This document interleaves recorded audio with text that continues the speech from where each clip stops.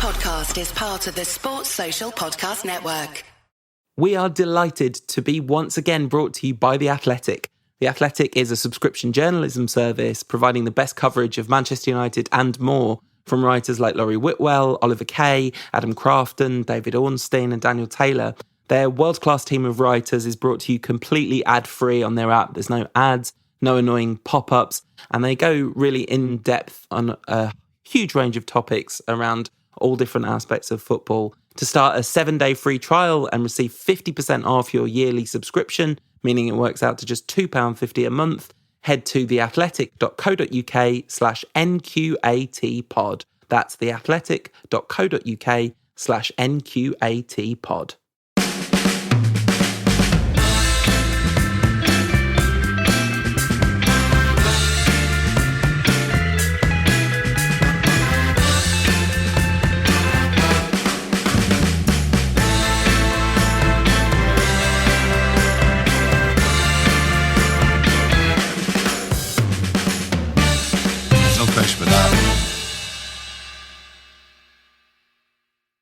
Well, there's no question that Ole Gunnar Solskjaer is influenced as a manager by Alex Ferguson because, my goodness, that was some Fergie-esque FA Cup third round scenes right there.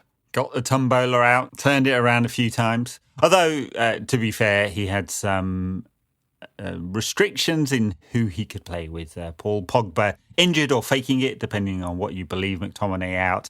Lingard and Martial were both ill during the week. McTominay either injured or faking it, depending on who you believe. I'm just going to start this angling rumour. For that move to Spurs. Yeah, he can't wait to or get Leicester, out. you know, where young players thrive. Or Dortmund.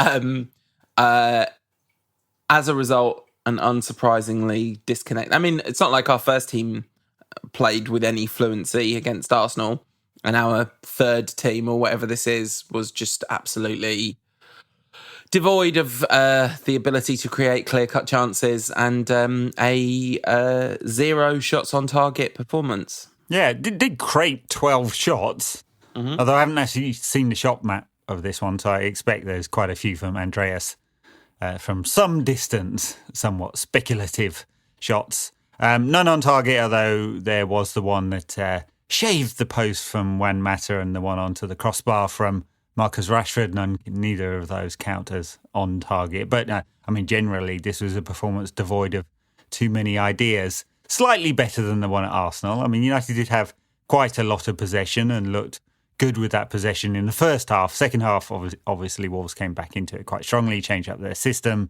and personnel and were good for at least spells of that second half, weren't they? But, God, it's going to be hard to talk about this for much. Because it just felt so flat from United, just better than the trip to Arsenal, I suppose. Is that a good thing? Yeah. Well, it's a good thing, but it's not a good enough thing, is it?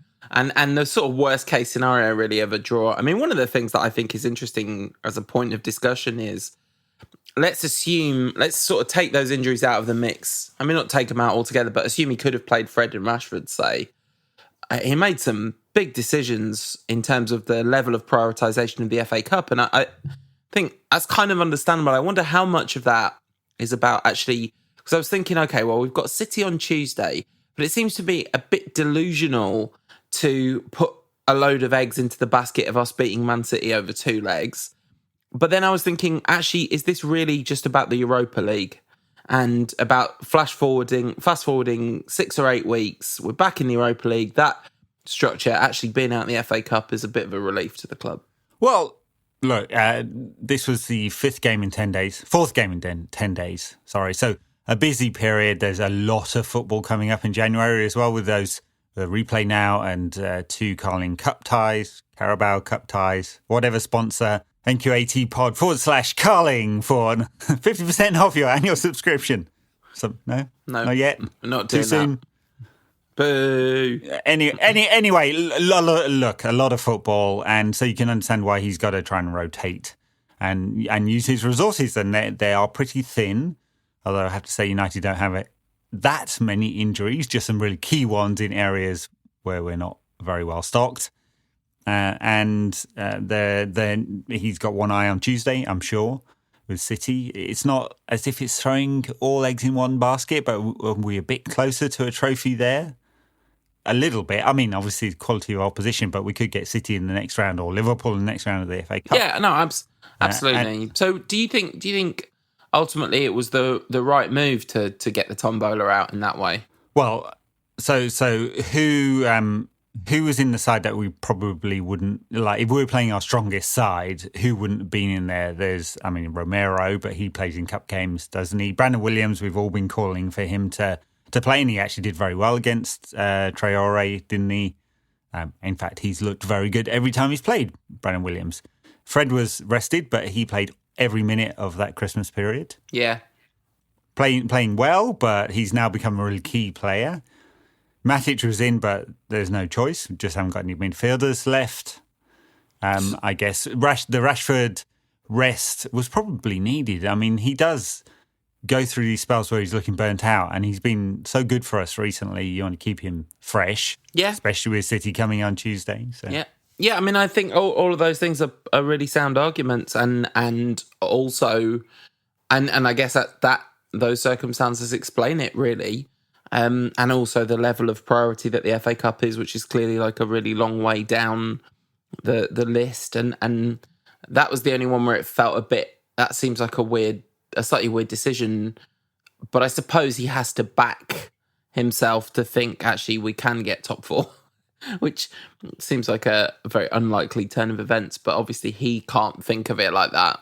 Yeah, but 5 points behind Chelsea. Chelsea aren't consistent. Spurs aren't consistent. Arsenal aren't consistent, so there's a spot there. Yeah, it's just United dropping dumb points all over the place. Yeah, we're terrible. Like we're not finishing fourth. To me, it's almost like way more likely that one of those three inconsistent sides finishes. I mean, I know we're fifth at the moment, so you know. Hey, look, we've spoken on the pod quite a few times over the years, and in fact, when Robin van Persie joined, we made this very point, and I think we'll talk about him a little bit today, won't we? Heck yeah. That world-class players make a massive difference to the team. So if United went out and bought a technical, creative, chance-producing number 10 and spent 50, 60, 70 million in January. 70, 80, 90, 100. Whatever it matters. You know, we are the biggest swinging dicks in football anywhere on the planet. It's about time Ed Woodward whipped it out, I think. And look, I don't normally talk like this, but it's so desperate. And it's just such an obvious failing. And maybe you could say, hey, we're even more desperate for central midfielders now with McTominay and Pogba out for some time. Maybe forever, if you believe the papers. And so it's just such an important... And it could be a decision that saves United 100 million, because if United are out the Champions League next season, there's a 40-plus million pound hit or deduction on the Adidas contract. There's all the broadcasting fees, which, depending on where you get to, could be between 40 and 60 million, plus matchday income. And I think you'll find that the attendances at the Europa League games aren't that awesome. So, much like some teams go out and spend a lot of money in the winter window to stave off relegation, spending £100 million now might make very good business sense. Yeah, absolutely. All right, so here's a quick rattle through of the things that I noted down about this game that are vaguely noteworthy in one way or another. Romero made a really good save off a corner early on. Really good save with his very right good hand. reaction with his right hand. Yeah. There was one really nice layoff to Greenwood, from Greenwood to Chong, which had me thinking about Mason Greenwood playing at number 10, which is something I'm probably not going to shut up about until it happens and goes disastrously wrong. He then came up with a beautiful Marseille turn and span the defender around the other way, but unfortunately that was like on the wing by the halfway line rather than on the penalty spot. There was one really beautiful ball from Andreas Pereira to Dan James on the wing, which I thought was notable because we give Pereira a lot of criticism, so should probably praise him. There's the second highest for expected assists per 90 in the United squad at 0.22, which is not a big number.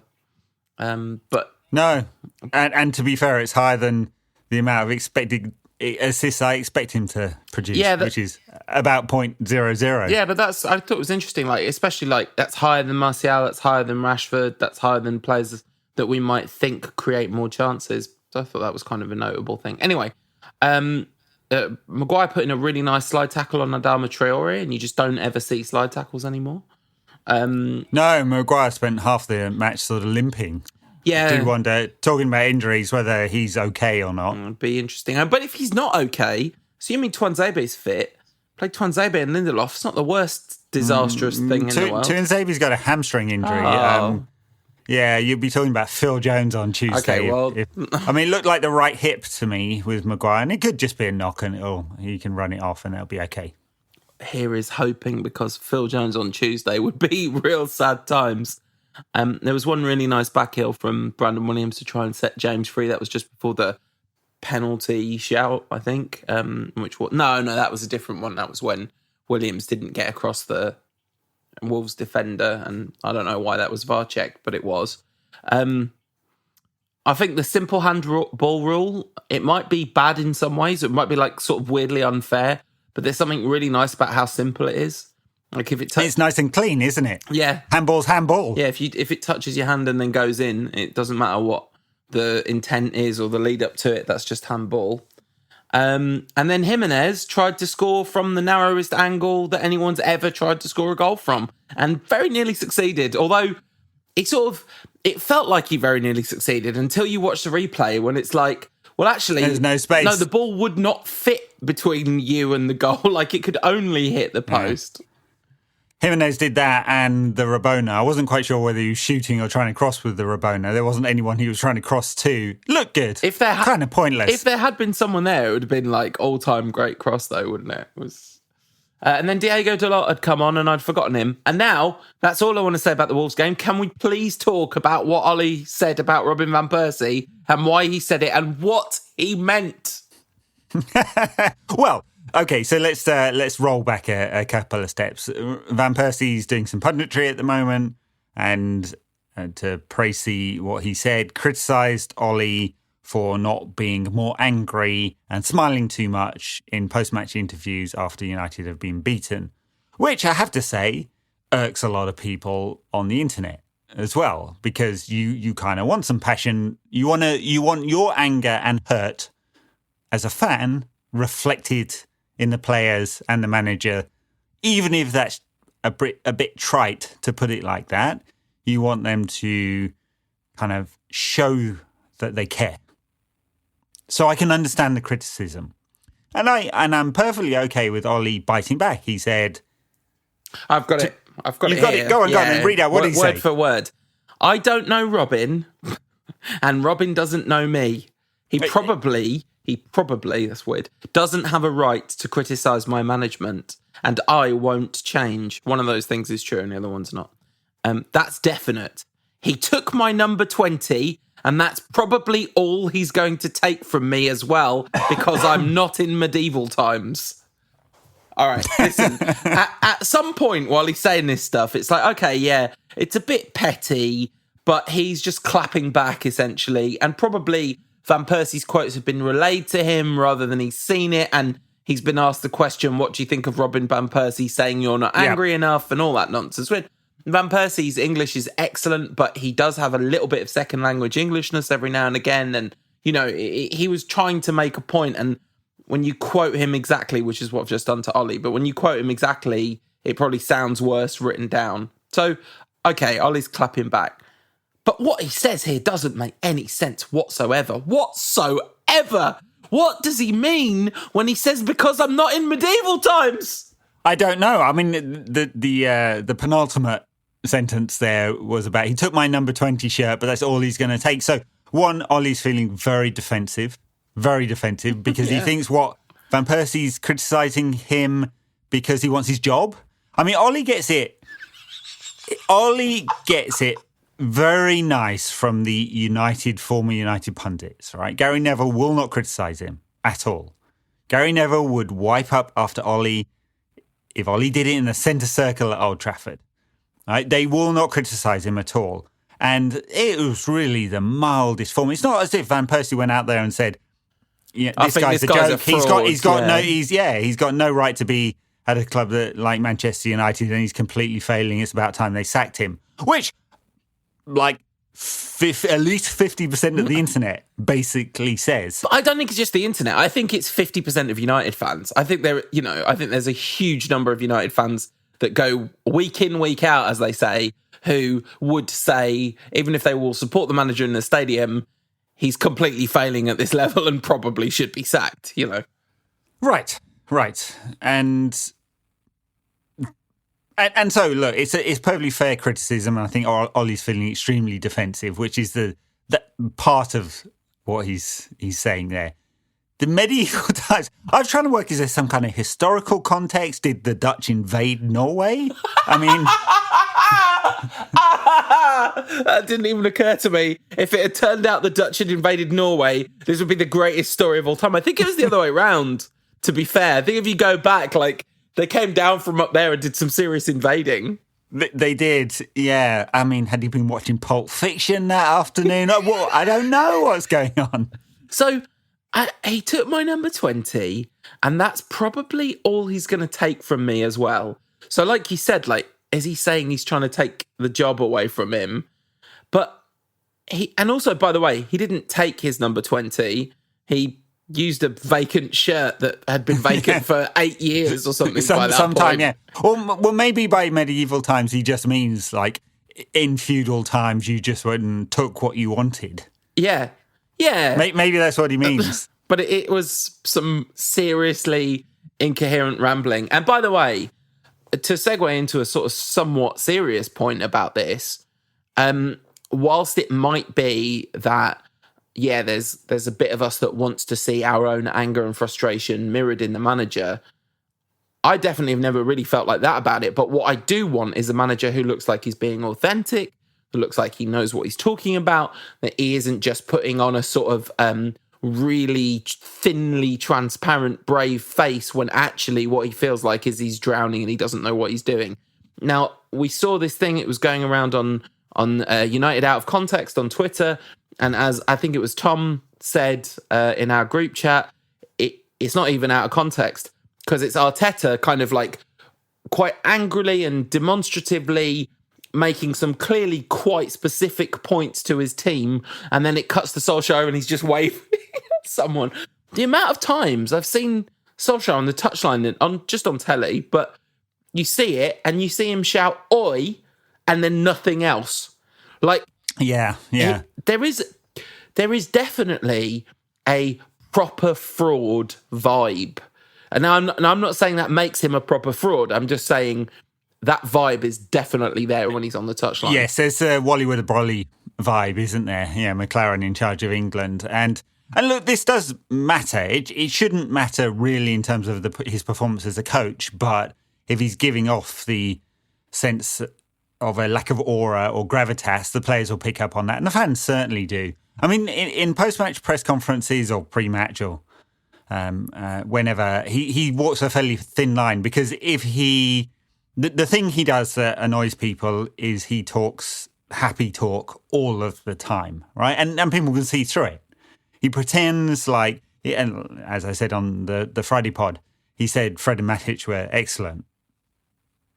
I don't know what universe that was in. And people can see through it. They know when United aren't playing very well. And so when he says that we are, or everything's perfect, or everything's great, or we're progressing, that feels inauthentic. But if he sounded defeatist, he would, alongside his lack of aura, he would be David Moyes. Oh, yeah. And that's even worse. I don't think he should be taking a defeatist line at all. I think that would be an absolute disaster. But I think it doesn't look like he means it when he goes the other way. He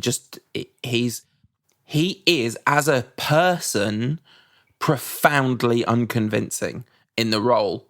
And like you say, in a way, there's an element to which that kind of almost shouldn't matter if you've got everything else working for you. But when you've also not got anything else with you, at least Van Gaal looked like a football manager. Do you know what I mean?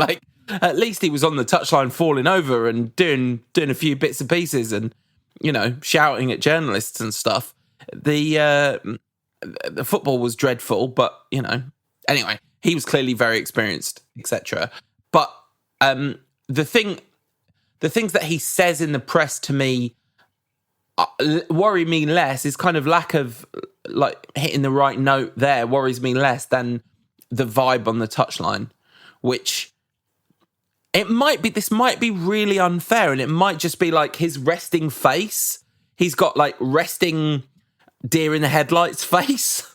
But that's exactly what he looks like all the time. All the time. I can't remember a time this season, really, where it's cut to Solskjaer on the touchline and he hasn't looked afraid, basically. Well, and he should be, because the thing that's keeping him in a job, honestly, given his win rate at United, sub 40%, even with the good period, is one, he's a former club legend player, and that's why he got the job in the first place. And two, it's not a good look for Ed Woodward to sack another manager, and this is very much his project.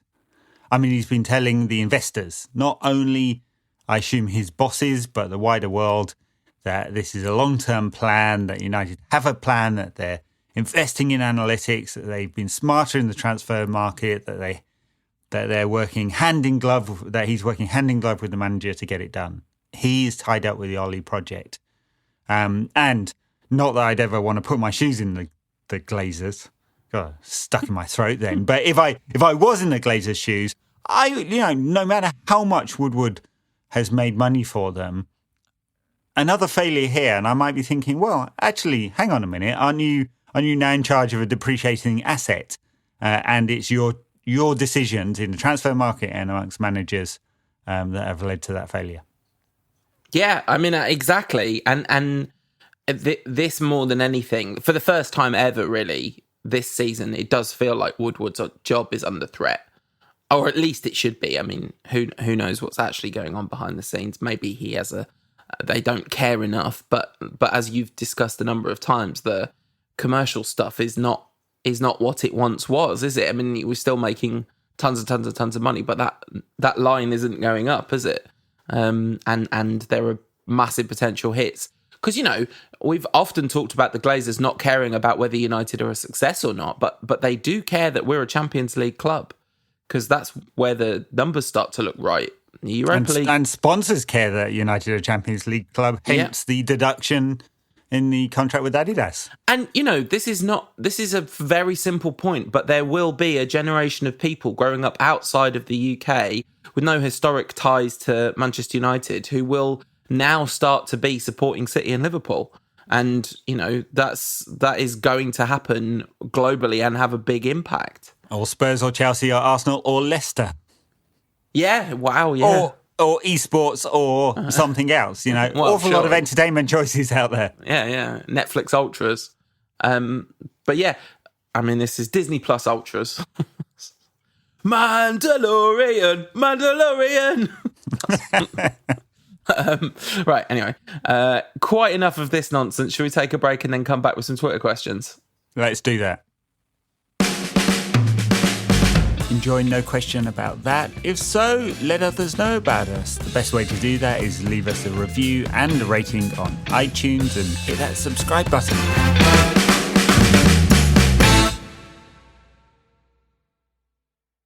And as I said at the top of the show, we're absolutely delighted to be sponsored by The Athletic, which is a subscription journalism service where you can find the best coverage of Manchester United and more from writers like Laurie Whitwell, who covers the club day in, day out. And then a lot of their sort of top tier writers address United related content, people like Oliver Kay, Daniel Taylor, Adam Crafton, and the hitmaker himself, David Ornstein. I remember when Ornstein started saying a few things about United transfers, a whole of United Twitter being like, welcome David Ornstein. Ornstein says it's big news. He's got a daily transfer gossip podcast going on with Mark Chapman at the moment. Yeah, and his weekly news content rounding up the stuff that's going on in the world of football. Ornstein generally seen as an Arsenal man, but Chappers has got proper United credentials. Absolutely. They've got a world-class team of writers covering the Premier League, covering clubs in the Championship, and they also have people like Rafa Honigstein writing about the Bundesliga. They're completely ad-free. unlike this.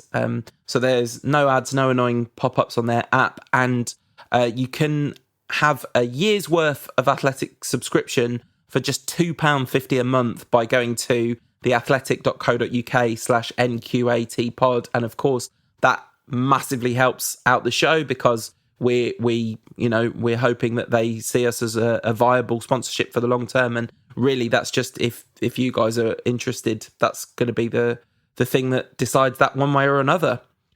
One of the most interesting articles, I mentioned Rafa Honigstein and the Bundesliga. My favourite Athletic article this week. I'm not sure if favourite is quite the right word, but definitely. I don't know. Yeah. I mean, the two, this one and Laurie Whitwell's on United's transfer policy. But let's talk about this one first because it was a great insight into the failed Haaland deal. Yeah, and I think this is. Oh, I guess it's Rafa Honigstein writes it from the Dortmund perspective, so I guess it's about a successful deal in that sense.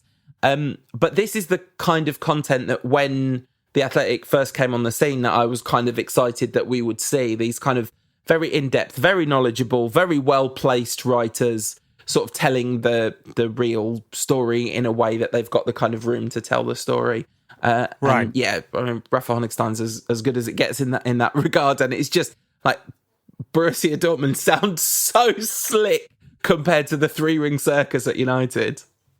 Well, just some little morsels from this one. They scouted him 28 times, including secret visits to the training ground. So Matthias Sammer, the director of football, in disguise to go and check him out because they wanted to know not only could he produce it on the pitch, but did he put the effort into training as well? I can just imagine Matt Judge or Ed Woodward with a pair of spectacles and a fake moustache on, checking out players, can't you? Some other interesting bits. He took a lower wage than was on offer at United. Not substantially lower, apparently. And the commissions to Raiola and Alf Inge Haaland were somewhat less than had been previously printed. But the much reported release clause is substantially north of 50 million euros. So, Dortmund will get a very big fee for this player if he is successful and when he moves on, which he will do towards the back end of his contract, so in 3 to 5 years' time. And it's a model that works really well for them. And I think Honigstein points out in the article they're one of the few clubs that kind of happily work with Raiola and seem to have a good relationship with him. Yeah, and they sort of almost build in a tolerance for his kind of quirks and idiosyncrasies that means that they're prepared to kind of take the upside that he brings and sort of ignore the downside. Anyway, all that and more is a long article by Andy Mitten, who travelled on the monkey bus to and from the Burnley games and covered that for the good people of The Athletic. I suspect perhaps some of our listeners are perhaps already familiar with that vibe in a way that, but I'm sure lots of people would like that kind of insight. So lots of different types of content, United related and across the Premier League and across football in general. Theathletic.co.uk, £2.50 a month for your first year if you go to theathletic.co.uk/NQAT-pod. Do it.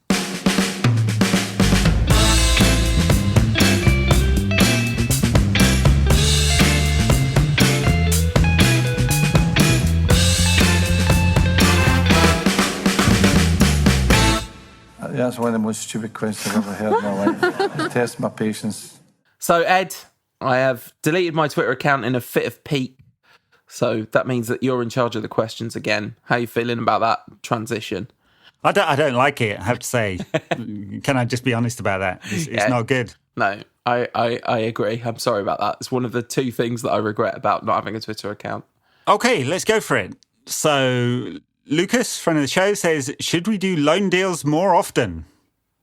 Have we done any loan deals yet? We might be desperate enough to, I think. Incoming, I assume. Yeah, I think this summer we probably need to do this January, we need to do some loan deals. But in general, I don't think us loaning in players is a particularly appropriate way for United to be conducting their business in general. Is it? Or maybe I'm wrong. Maybe that's greatly unfair. I mean, we've so rarely done it I think there was William Prunier. That was not good. Henrik Larsson. Henrik Larsson, much more successful. Legendary loan deal, of course. No, generally speaking, teams do not loan out their players unless they don't need them. Yeah. Or their younger players. So probably not. Should we be putting players out on loan? Well, United have used the loan system as much as any other club, say for Chelsea, I suppose. You could argue that Chong and Gomez should be on loan and not at the club. And Chong started today and Gomez was on the bench, didn't get any time. We had a question on Instagram. It says it's from C Charlie 1019. Is Woodward under enough pressure because of his emotional decision to sign Ole to actually back him and follow his plans this month and this summer? Does he want to stay CEO badly enough to not meddle in the recruitment efforts and also provide the funds? That's a great question. Woodward talking a very big game about not being involved in transfer dealings, and then some very Woodwardy leaks came out after the Haaland thing. I don't know that. That's pure speculation, of course. Yeah, I think he's quite intimately involved because of he enjoys it. Like all the reporting on this is pointed this direction. Woodward likes being involved. He feels there's a bit of glory associated with it. He is involved. He might not be scouting players. United have an analytics department, a head scout, who bring them a long list, but he and Matt Judge negotiates the final contract or whatever it is. But he has played a large portion, a large role in United's transfer dealings over the last 6 years. The only time it's been successful for United is when he doesn't, and he just leaves it to the agents, and United spunk 20 million on agents' fees. And then the agents brief in the papers, and it's a whole thing. We're a mess. We're a mess. I can't remember if I asked you about this, but I promised Jay Markland one on Instagram that I would ask you about this on the show, which is who do you think fits the profile of the right players United can realistically buy this transfer window? I think we had a little talk about it on the last show, but I'm interested. Are there players that you can think of that we could realistically get in this transfer window where you'd go, yep, this is where we should be investing our central midfielder number 10 money? Yeah, interesting one, and probably a bit of advance notice would have helped. I should have done some thinking about this. I remember a couple of seasons ago we did a who should United be buying in the summer discussion right at the end of the season. Maybe it wasn't last summer, maybe the summer before. I mentioned Julian Weigl at the time. He's just moved from Dortmund to Benfica. Now, he looked awesome a couple of years ago, like he was going to be a really world-class defensive midfielder. Apparently, he has suffered somewhat. So someone I was talking to assures me, and because he looked way too good to be playing in the Portuguese league. So 2 years ago, I'd have said him. And obviously, chance creations are a problem, so it's really obvious to say James Maddison, but, he creates so many. He would just be a perfect fit for United now. There's just no way on God's green earth Leicester are selling us James Maddison in this January transfer window. Like, they didn't sell Riyad Mahrez to City, 2.5 transfer windows after they'd won the league, when things were it was like they weren't competing for the Champions League that season. Like, they're a hard-nosed side. Yeah, I'll put together a list and we'll talk about it on Thursday. All right, great. Sorry about that. All right, it's over to you for some more questions from the people on Twitter then. All right. Taylor Ben on Twitter says, why is our decision-making in the final third so bad? Also, Williamson number one left-back slot. So on the second point, yes, obviously, he's clearly the best left-back at the club. The only thing you should be doing at this point is protecting him and resting him. So perhaps he shouldn't have played against Wolves, and Luke Shaw should have. Yeah. Decision-making so bad in the final third, we just don't have players who make the right decisions consistently. I mean, who makes bad decisions in the final third in the United side? All our number 10s. Except for Juan Mata, who can't run around very fast. And how many of them are actually making bad decisions versus executing badly on reasonable decisions? Like, I feel like again, there's a little bit of like slight groupthink around this particular idea that we make terrible decisions in the final third. Whereas really it's like we lack quality in the final third a lot of the time, rather than it's not like Pereira's relentlessly looking for the wrong pass or massively often shooting when he should have passed. It does happen for sure, but it does happen to the best players. They make bad decisions sometimes. So I wonder whether it would be worth watching a game, kind of taking a bit of a litany of the good decisions they make that didn't come off because they're not good enough. You know, I'm not saying they're brilliant. I'm just saying I wonder whether this specific criticism is actually right. And but I do think the lack of coherency in the final third is down to a kind of lack of plan in a way. Yeah, and we've talked about that a fair bit, haven't we? And how poor United's sort of attacking structures often are, and we're still reliant on individual talent, of which there is plenty. Illy on Twitter says, if not, when Ollie is inevitably sacked, what will it take for Saf to say something, anything about the way the club is being run into the ground? Oh, he'll never say anything about that ever. No, not a thing. I mean, look, it grated with me significantly when he was manager that he refused to say anything. In fact, was openly hostile towards fans protesting. So he made his bed. He has lied down in it for some time now, and maybe at the point the Glazers leave the club. He still won't say it then, because he's said so often that they're good owners, and he would not go back on something that he said publicly over and over and over again, because that's not the sort of person he is. There's many, many, many fine qualities, but stubbornness is certainly among his personal characteristics. Shout out to Willie, long time listener. Indeed.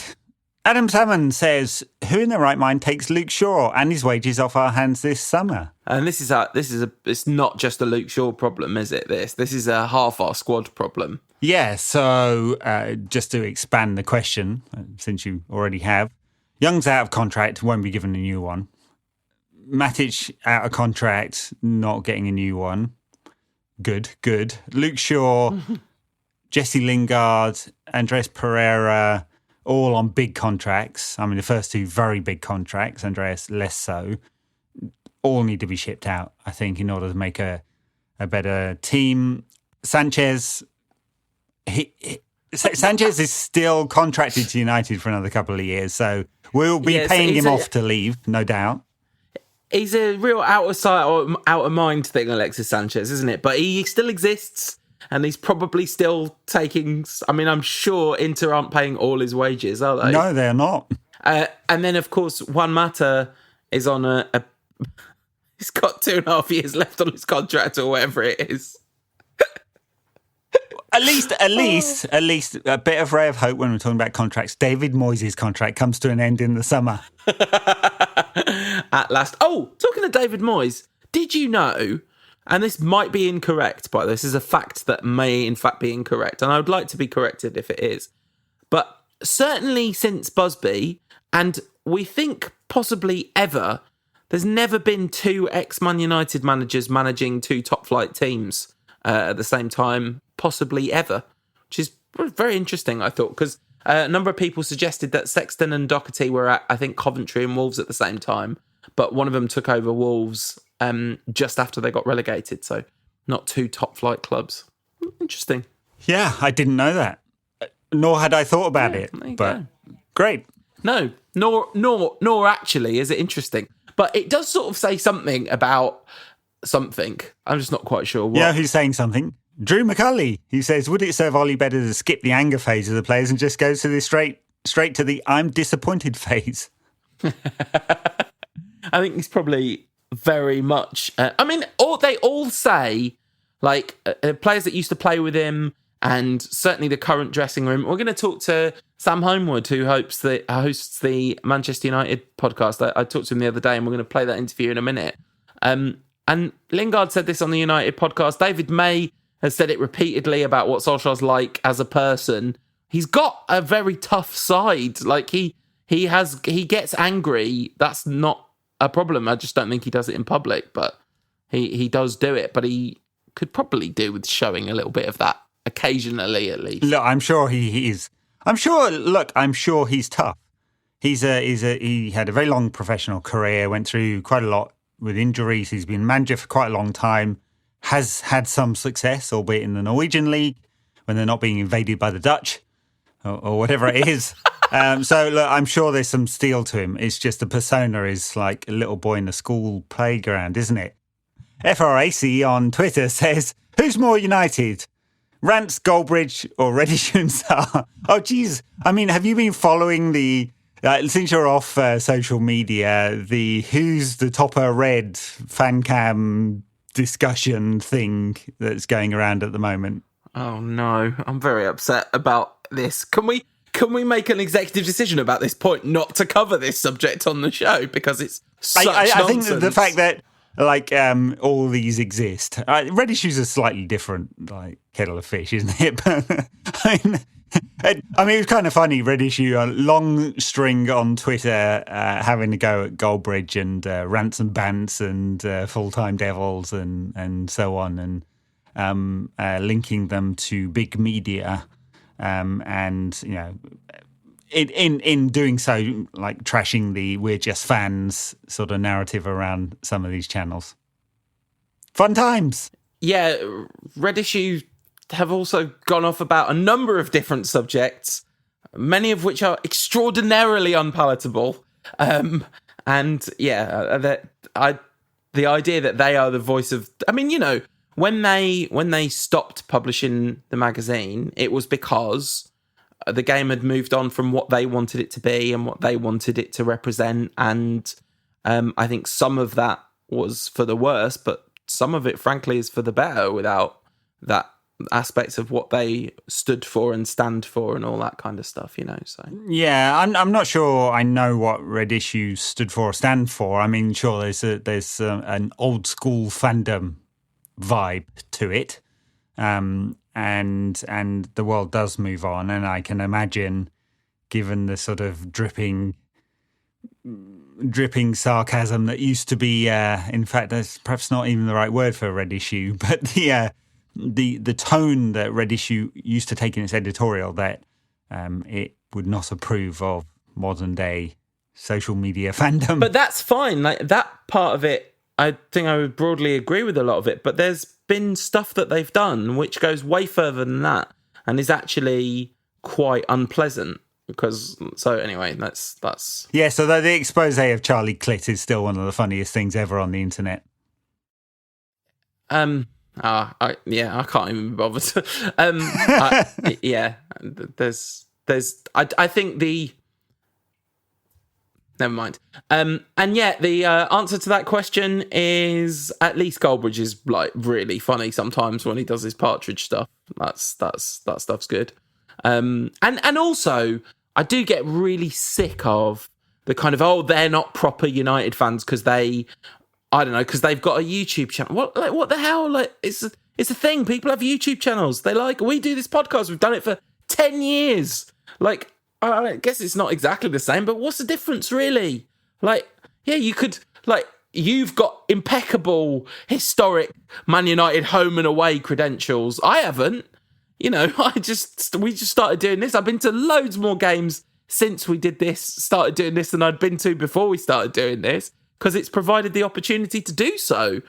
Top red right there. Yeah, but do you know what I mean? I'm exactly saying, I'm literally in no way would I have any top red credentials whatsoever, historically speaking. So it's all nonsense. It's all absolute nonsense. Great. Let's move on, shall we? We'll take this quick break and then we'll be back with Paul's interview with Sam Homewood from MUTV and Love Island. Which one do you talk about? Mostly MUTV, to be fair. For ad-free versions of this podcast, consider backing us. Head to patreon.com/NQATpod.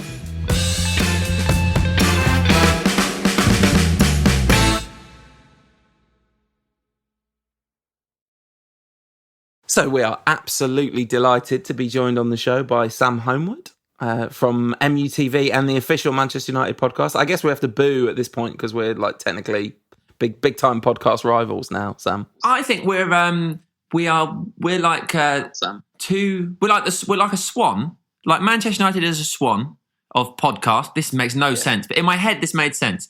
If a swan is made of Manchester United podcasts, you're the wings and we're the feet. We're different parts of the same animal. Yeah. Because we offer different things. I feel like, in a way, we're the feet and you're the wings, because you're the sort of graceful, pretty stuff above the surface, and we're the kind of ugly, messy underbelly of...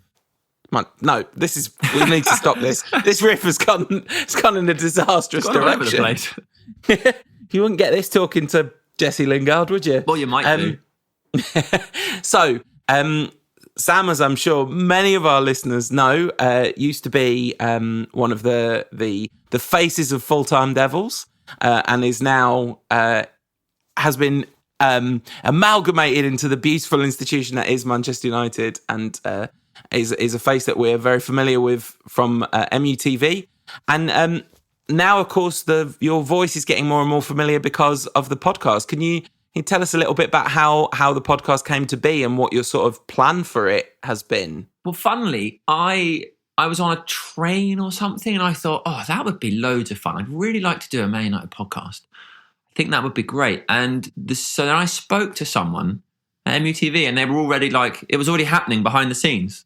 Oh, wow. And I just turned up and went, I've got this great idea. And they're like, yes, these ideas already exist. Don't worry, we've got a team. We existed long before I arrived, and they will do long after I'm gone. But yeah, and it just we did a test. We did a couple of tests. Well, not test is the wrong word, but just sometimes it's difficult to get everybody in the same place.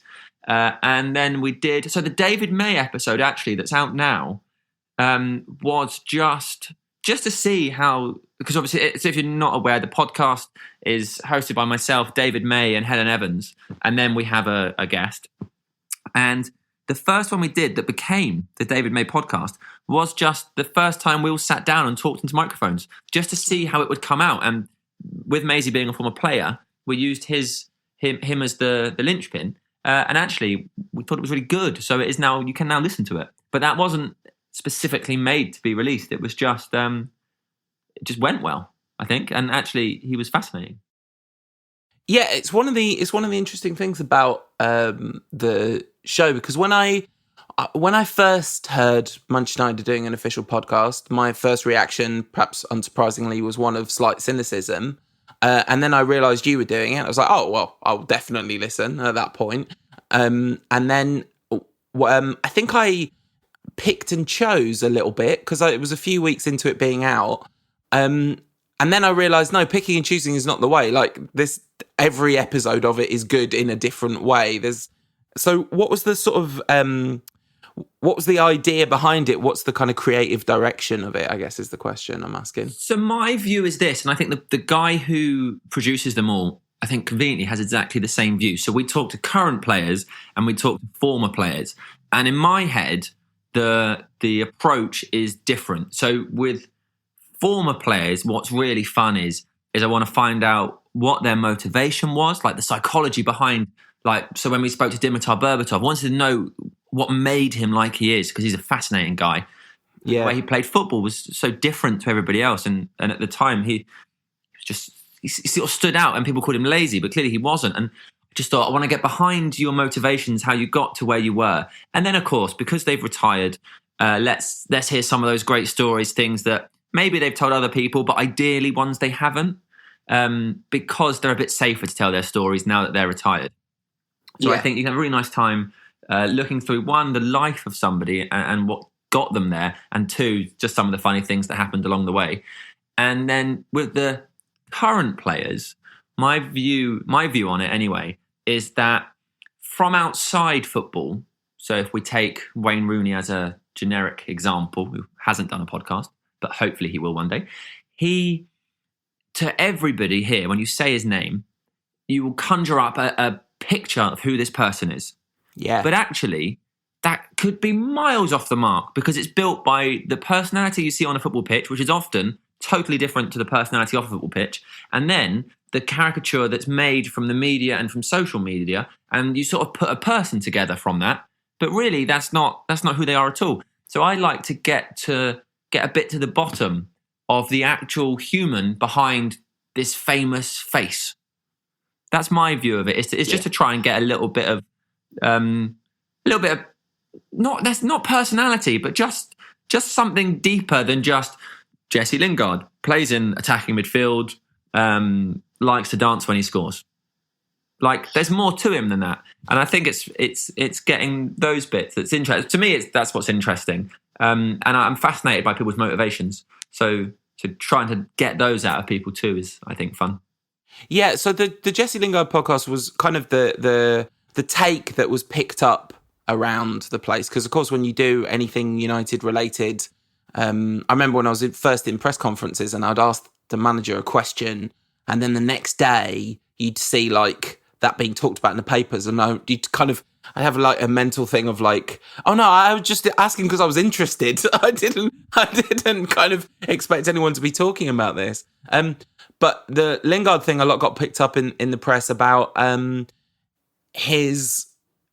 the idea that he's kind of distracted from football by his other interests is such utter nonsense. Yes, and that's sort of why I wanted to ask him, and thought presumably that isn't the case. Presumably he isn't that passionate necessarily about all these other things aside from football. Otherwise, I don't think you can make it. I don't think you could get to play for Manchester United if you weren't entirely, totally committed to that goal. Yeah. So it's sort of fun to ask. But then, of course, when he was saying, like, I'm not sat at home stitching hoodies for people, then I think a lot of people would sit back and go, oh yeah, of course he's not. The other thing I particularly liked about that interview is a bit more personal. It's just, I remember when you interviewed Jesse for Full-Time Devils when he was at Brighton. What was it like for you to talk to him, kind of another kind of sit-down, in-depth interview with him, sort of 5 or 6 maybe years down the line? He just looks like a tiny child in that old interview. Well, what's funny is we talked about it before we started. Right. Because I didn't know if he would remember, but I have spoken to him, like at Old Trafford, not a lot or anything, but like pass him in the tunnel or whatever and just sort of say hello. But I didn't know if that was a thing he would specifically remember or anything, because he's constantly doing interviews and things, isn't he? You can't not if you play for Manchester United. And he said straight away that he remembered, and he was like, yeah, we were sat in the stand. And for me, when I spoke to him then, he was such, he seemed so committed to his dream. And I've loved watching him succeed, because he was such a nice person to speak to then. And I didn't feel he was any different. He's quite quiet. I think he's quite humble. It just seems, whenever I've met him, he's been really nice. And I just sort of thought he didn't appear to have changed to me. It's pretty nice. It's a pretty nice thing. And you do get the impression from, hearing stuff about his family that there's a real kind of groundedness to his backstory and all that. He also does things, I think, that people are happy to ignore. Like, so a couple of years ago, on the last day of the season, like, he went to Hotel Football and bought everybody a drink. Yeah, before Stockholm. Yeah, that's not something you hear a lot of football players doing that, or feeling like they can go and mix with fans like that. Yeah, and do you remember when, I think it might have been the FA Cup final, where he FaceTimed his brother into the dressing room on FTD? Yeah. I thought it was really nice. Yeah, it was.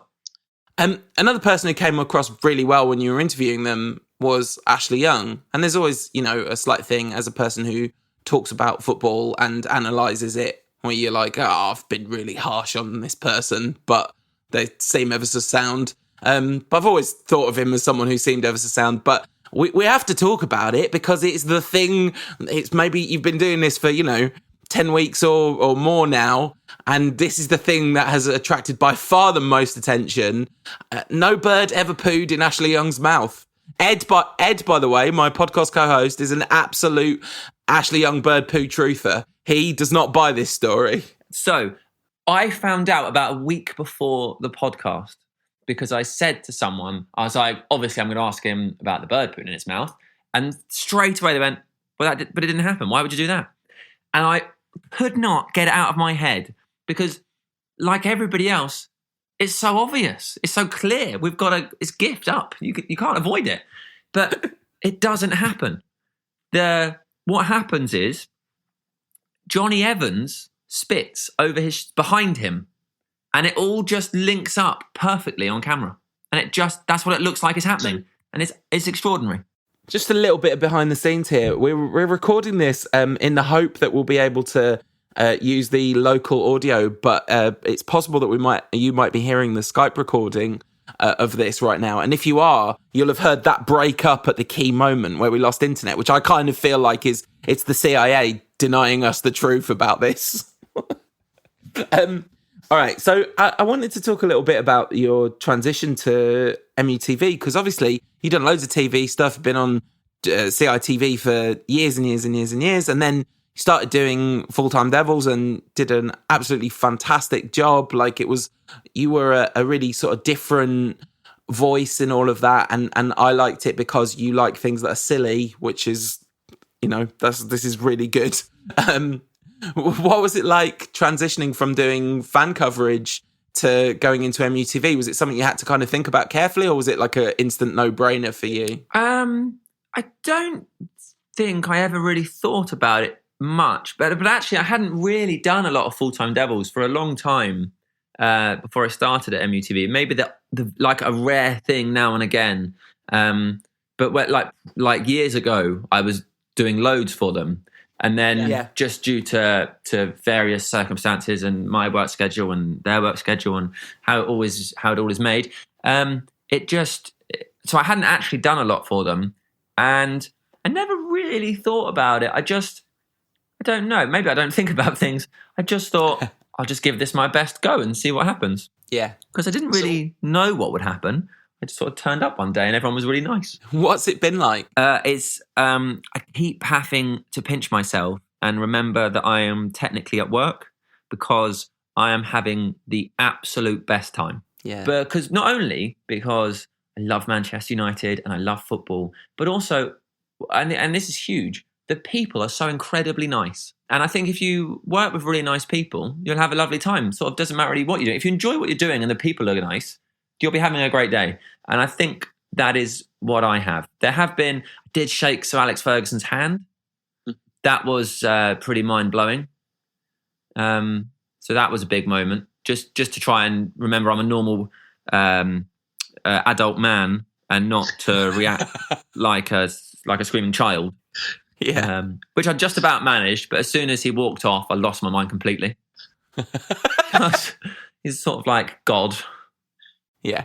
But apart from that, I sort of just try and remember that I'm supposed to be at work. Has anything surprised you about it? Oh, that's a good question. I don't think I was prepared for such good questions. Not that it was a surprise. It was a surprise question about surprise. Yeah, I liked it. Has anything surprised me? Maybe that, and I didn't really know this. I hadn't really done. When you watch pundits on the telly. Yeah. You don't really know what's happening off screen and so on. Like Wes Brown, for example, he's so nice. Right. Because having worked in television in other instances, when the cameras are off, some people are very different to how they are when the cameras are on. Yeah. And you don't know, and especially when I think people can very easily be affected by fame and stuff. So better to try not to go insane with it, but it happened, and that's it's not the end of the world.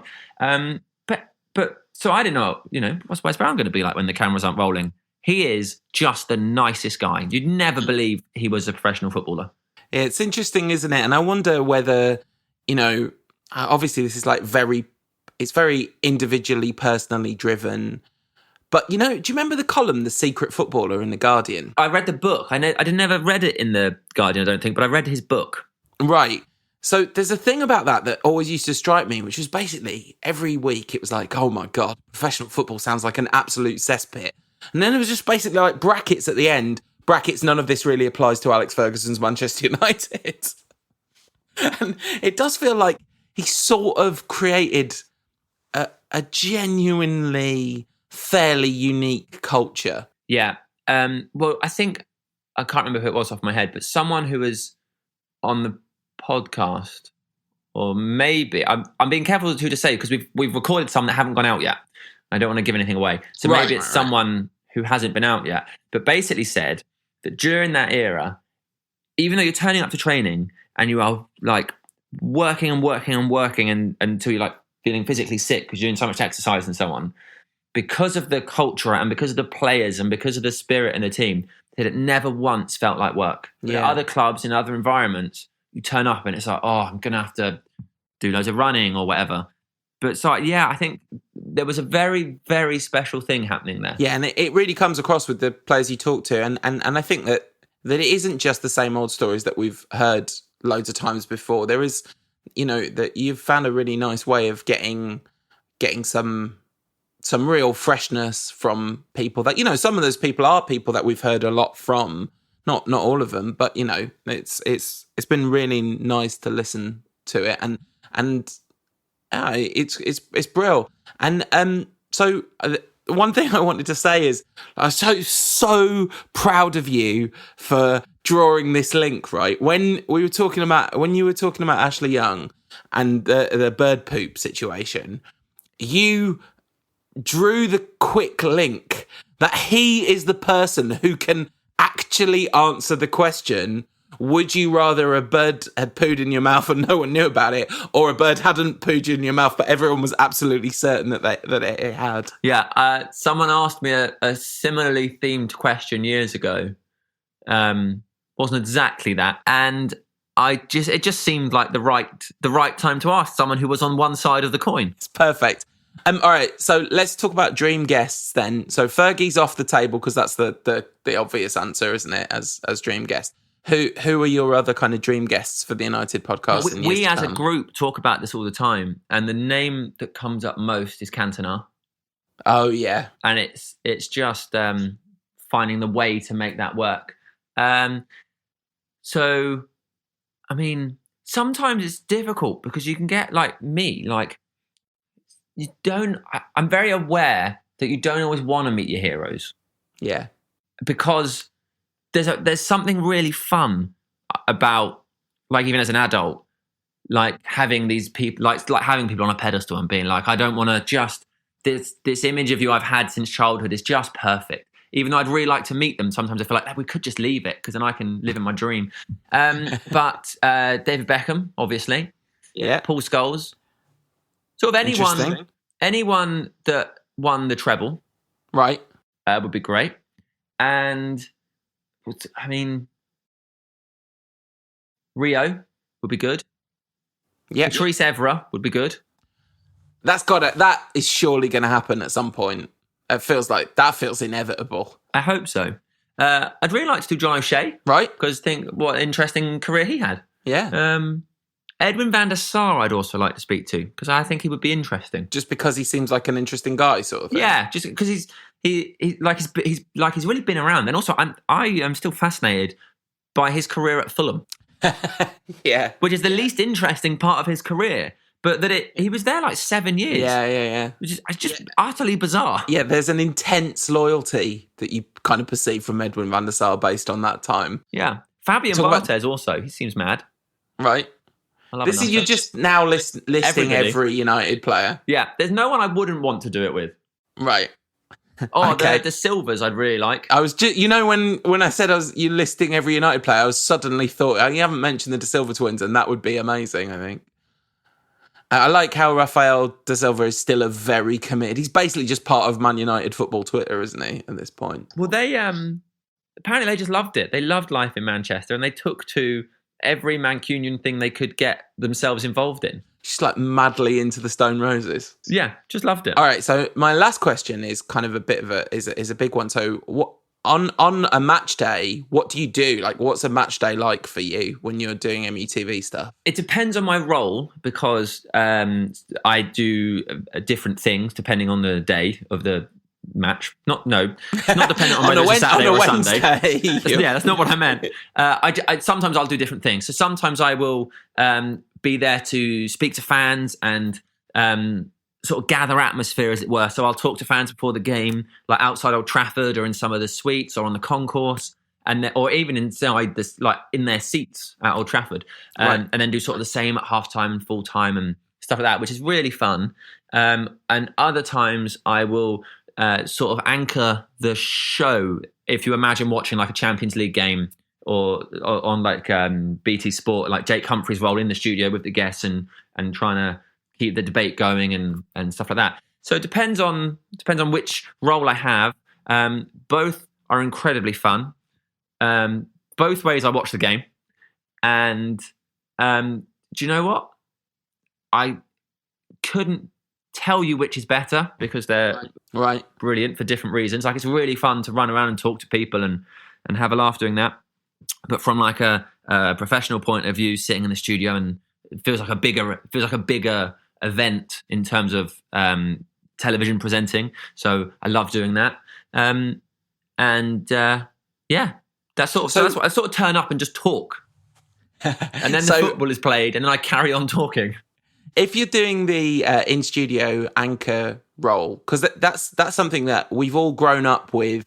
Like, obviously, there are fans whose primary relationship with football is through attendance at games, and then there are fans whose primary relationship is through the TV, and obviously there's kind of hybrids of both. But we've all watched so much football on TV. And I don't know, I can't watch it without thinking like, oh God, I wish they would do X, Y, or Z.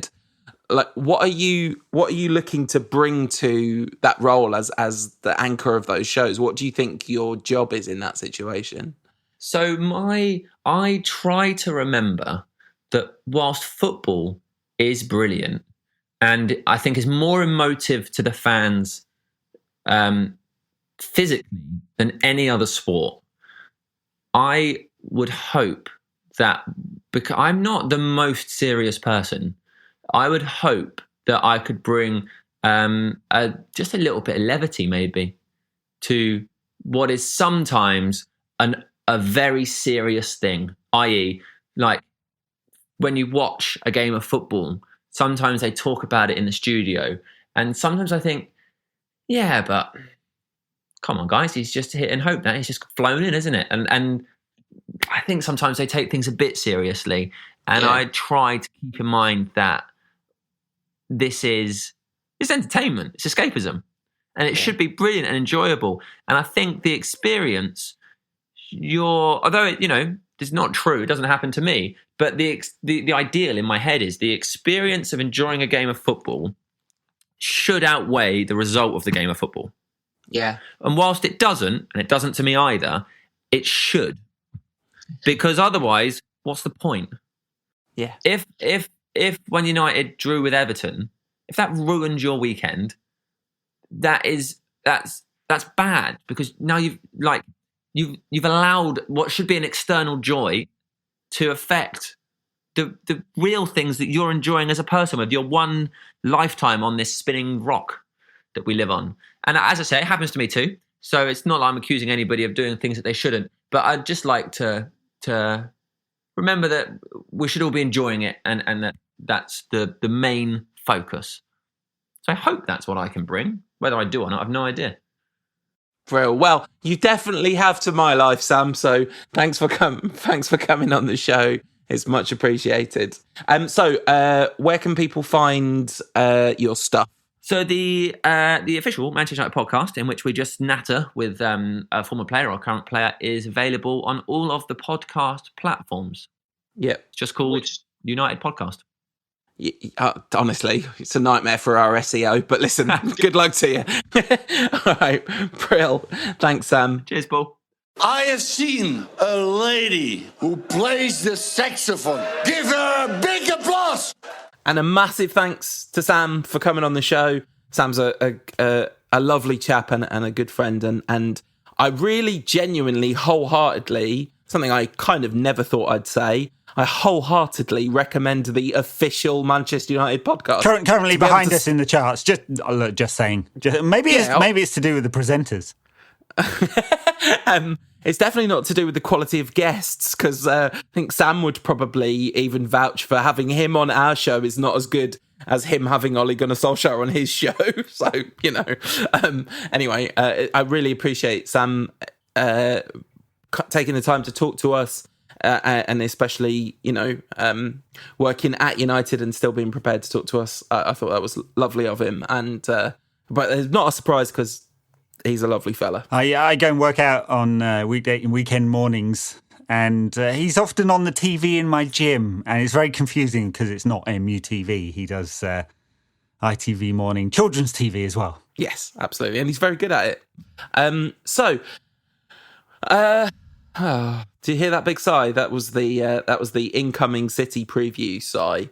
I mean, I don't know. Last time I was incredibly terrified about this game and we'd just beaten Tottenham. I am even more terrified of this game this time. I maybe we'll see that absolutely electric performance from United again. But it'll be an even bigger surprise if that happens this time because, you know, especially without McTominay. I don't know if he didn't play in those games, but it's terrifying. Yes, I'm not looking forward to Nemanja Matic in midfield. I know there's a section of the United support that still likes him, but I think he's incredibly ineffective when you've got people putting him under pressure, and he's going to be under pressure all of the time in this one, which I think means United are going to struggle to do two things. One is connect midfield and attack, which we're going to need to do really well if we're going to break, because presumably they'll have 60+% possession, even at Old Trafford. And we'll need to be able to break quickly in order to put them under any kind of pressure and create chances. So, I mean, we know the pattern of this game. United will have to defend really, really well and do it for long periods of the game, both through the middle, but especially against the overload on the flanks, which City are extremely good at exploiting. And we're going to have to take advantage of transitions in play to create chances against them. And which could happen. I mean, we're recording this before City play Port Vale in the FA Cup. Port Vale's lead striker, whose name I forget now, was making fun of John Stones this week, saying he'd score 40 goals a season against him if he could play him every week. So there's a bit of a soft underbelly to City, of course, at the moment, given the number of injuries they've got. But you know, it's as tough as it gets for United, and we're not in as good shape as when we beat them just a few weeks ago. A player who I've never heard of scored in that game for City, which is now finished at 4-1 to City against Port Vale. A player called Taylor Harwood Bellis scored in that game for City. Literally never heard of him. You're not a modern young player unless you've got a double-barreled No, surname. exactly. It is a thing. Phil Foden also played and scored. God bless Phil Foden for sticking it out at City. I wonder if he's the best player Pep's ever worked with. Imagine, honestly, like Pep says some crazy things, but Pep worked with Leo Messi, the best player any human has ever worked with. Since they lost to us... No, come on, not as good as Phil Jones. Come on, Fergie said it. Since they lost to us, they beat Zagreb 4-1, City, Arsenal 3-0, Oxford 3-1, Leicester 3-1. Then they lost to Wolves away. And then they beat Sheffield United 2-0 at home, beat Everton 2-1 at home, and beat Port Vale 4-1 at home. So basically, the one blip since we blipped them was that Wolves game. Tom Pope did score in that game. Good. I'm glad he could back up his hubris with a goal. Yeah, that's what we like. That is what we like. Will Marcus Rashford back up his Manchester is red hubris with goals? He definitely could, because you can get at them. They have. I mean, they conceded 3 to Wolves, you know, and that wasn't that long ago. Albeit that was kind of the beginning of the Christmas fixture list period, but it was the beginning of it, not the sort of thick of it. So it's not like they are an invulnerable machine in the way that they have been in recent seasons. It's just that, like you say, I think my biggest reason for pessimism in this game, and if you told me that I'd be saying this 18 months ago, I would have laughed, is the kind of, it's going to be Matic instead of McTominay in the centre of midfield. And McTominay that's probably his best game in the United shirt in terms of how defensively significant he was. And we don't have anyone to play that role, and our defenders are not in great form. So it's going to be a massive back to our previous question about who could we buy. Cheeky £100 million bid for N'Golo Kante? Yes, please. Yes. Tomorrow? Please. Yeah. Get him in. Maybe do it tonight so they can get the registration papers done in time. Mm-hmm. Transfer window is open.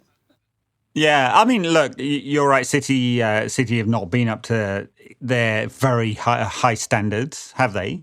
But just think of the players they've got to cause us damage, you know?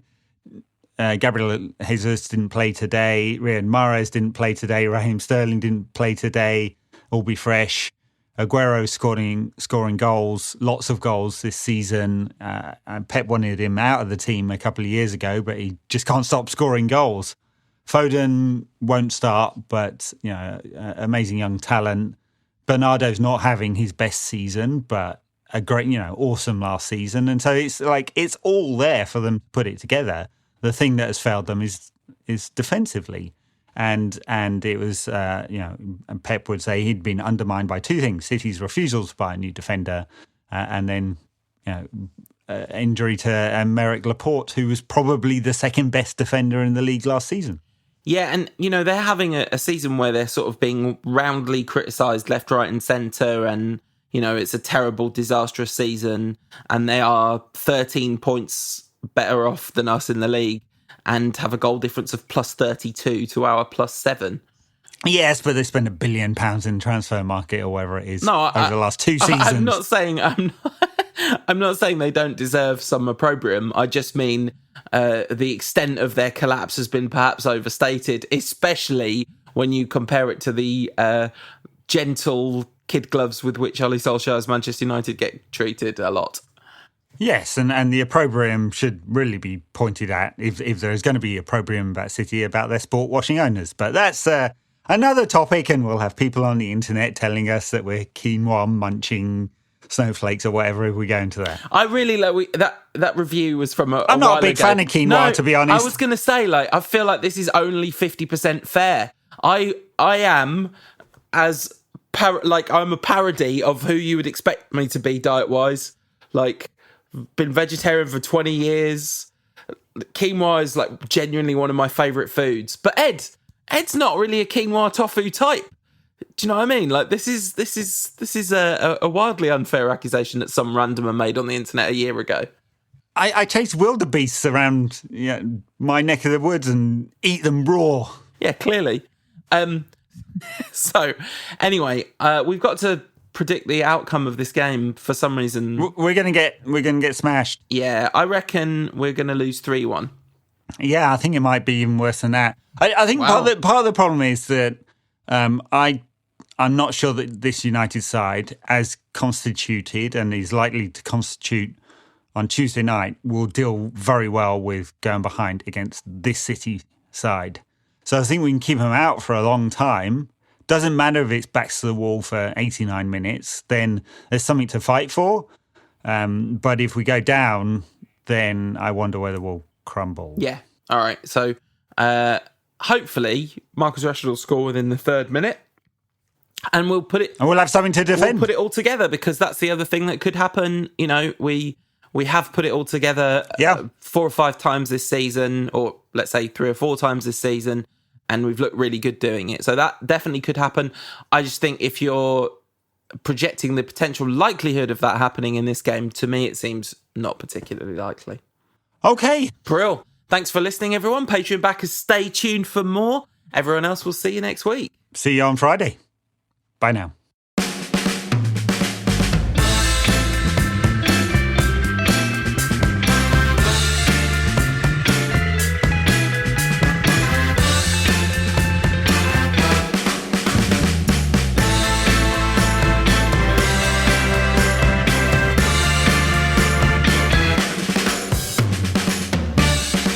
Question with that.